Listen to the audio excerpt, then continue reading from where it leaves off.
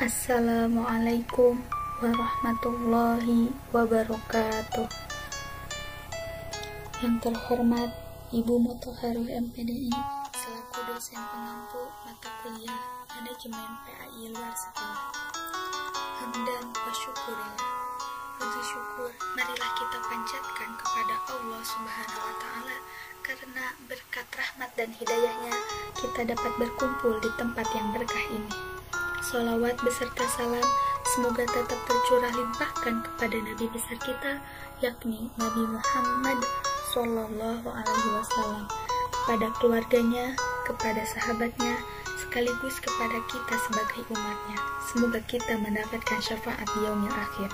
Amin amin ya robbal alamin. Hadirin yang dimuliakan Allah Subhanahu Wa Taala, di sini saya Ika Susilawati akan menyampaikan ceramah tentang menahan amarah. Emosi marah dimiliki oleh semua manusia di muka bumi ini tanpa terkecuali, sekalipun itu manusia mulia seperti Nabi. Sebagaimana Nabi Muhammad SAW bersabda, "Aku ini hanya manusia biasa. Aku bisa senang sebagaimana manusia senang, dan aku bisa marah sebagaimana manusia marah." Hadis riwayat Muslim. Manusia mulia seperti baginda Nabi Muhammad SAW pun memiliki emosi marah seperti kita manusia biasa. Menurut Imam An-Nawawi, marah merupakan tekanan nafsu dari hati yang mengalirkan darah pada bagian wajah dan mengakibatkan timbulnya kebencian terhadap seseorang.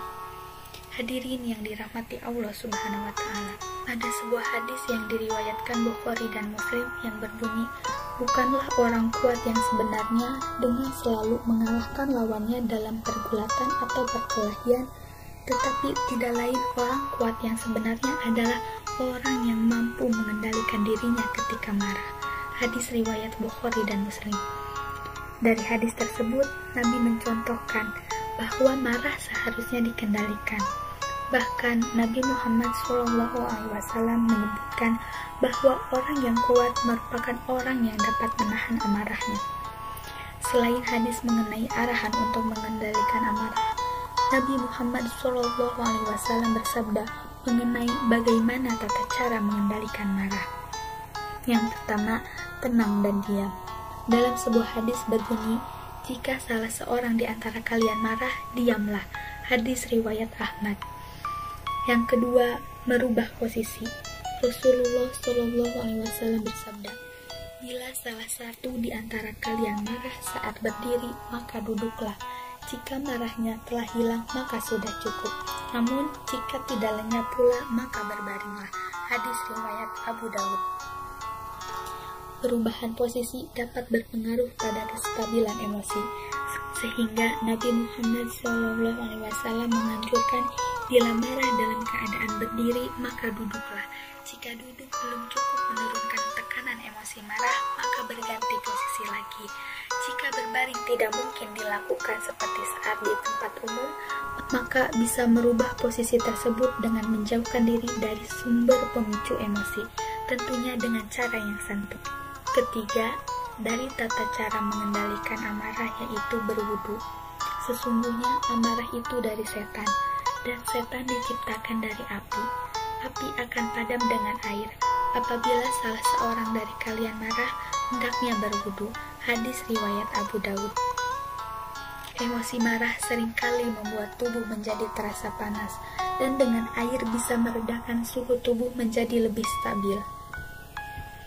Yang keempat, mengingat janji Allah.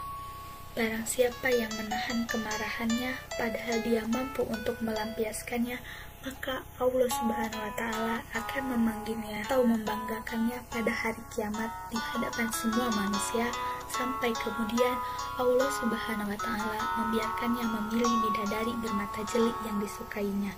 Hadis riwayat Abu Dawud, At-Tirmizi, dan Ibnu Majah. Dan Rasulullah SAW juga bersabda kepada seorang sahabatnya tentang keutamaan menahan amarah adalah memperoleh surga. Beliau bersabda, "La taqdu walakal jannah," artinya jangan kamu marah maka kamu akan masuk surga. Hadirin, ketika kita tidak bisa mengendalikan amarah, maka akan ada dampak pada kesehatan, di antaranya hipertensi, gangguan jantung, gangguan tidur, gangguan pernapasan, dan sakit kepala. Anjuran Nabi Muhammad SAW tentang mengendalikan marah berefek positif pada kesehatan, baik psikis maupun fisik. Sementara itu akan terjadi sebaliknya, apabila emosi marah tidak terkendali akan berefek fatal bagi kesehatan psikis maupun fisik. Tak hanya berefek buruk pada kesehatan fisik, emosi marah berakibat buruk pada kondisi hati. Akibat marah akan menimbulkan penyakit hati seperti ghibah, namimah, hasud, dengki, dendam, dan lainnya. Hadirin yang dirahmati Allah Subhanahu wa Ta'ala, dapat kita simpulkan bahwa cara menahan amarah atau mengendalikan emosi sesuai Nabi Muhammad SAW adalah: pertama, tenang dan diam; kedua, merubah posisi; ketiga, berwudu; keempat, mengingat janji Allah Subhanahu wa Ta'ala bagi orang yang mampu menahan amarahnya. Cukup sekian ceramah dari saya. Mohon maaf apabila ada kekurangan dan kehilapan dalam penyampaian. Wabillahi taufiq wal hidayah. Wassalamualaikum warahmatullahi wabarakatuh.